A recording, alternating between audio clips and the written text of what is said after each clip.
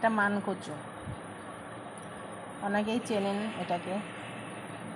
মানকচু আজ বাটা করব, তার জন্য আমি নিয়েছি এখানে মানকচুটা কেটে ধুয়ে নিয়েছি। এখানে নিয়েছি রসুন আর সর্ষে, আপনারা না চাইলে রসুনটা অ্যাভয়েড করতে পারেন। আর নিয়েছি কয়েক টুকরো আমের কুচি আর লঙ্কা নিয়েছি।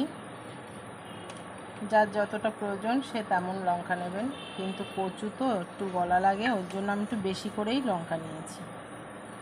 এখানে 6টা-7টা লঙ্কা নিয়েছি। আর এবার আমি কচুটাকে গ্রেট করে নেব। কচুটাকে গ্রেট করে একটু চিপকে চিপকে এর ভেতরের যে রসটা ফেলে দিতে হবে, হাত দিয়ে চেপে চেপে।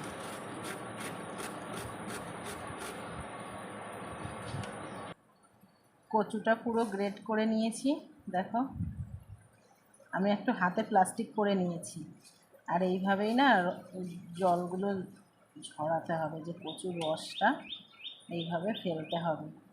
আর হাতে যদি এই রসটা লাগে চুলকাবে খুব, তার জন্য ভালো করে হাতে একটা প্লাস্টিক বা একটা গ্লাস ব্যবহার করলে খুব ভালো। গ্লাসের ভেতরেও হাতের রসটা লাগবে না। তো আমার হাতের কাছে প্লাস্টিক ছিল, আমি প্লাস্টিক দিয়ে কাজটা চালিয়ে নিচ্ছি। দেখো কত দুধের মতো রস বেরোচ্ছে। আর এগুলো হাতে লাগলে একদম ফুটফুট করে চুলকাবে, যাতে হাতে না লাগে সেটা খেয়াল রাখতে হবে। ভালো করে আমি কচুর সব রসটা ঝরিয়ে নিয়েছি। এবার এটা বেটে নেব। এবার সব কিছু আমি অল্প অল্প করে বেটে নেব। প্রথমে কচুটা বেটে নেব।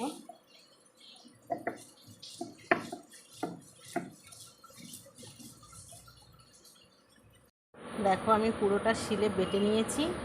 এবার এই বাটাটার ভেতরে, বাটাটা একটু মিহি কম কম হয়েছে, কারণ শিলে না বাটতে একটু কষ্ট হয়, তাও যতটা হয়েছে ঠিক আছে। একটু লেবু রস দেব।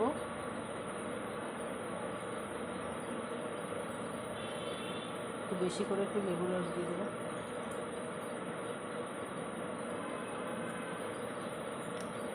আর দিতে হবে একটু তেল, সর্ষের তেল।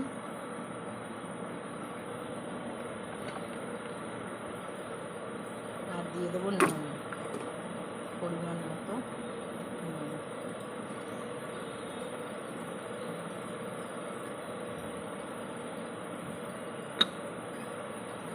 এবার একটু মেখে গরম ভাতের হাঁড়ির ওপরে রেখে দিতে হবে।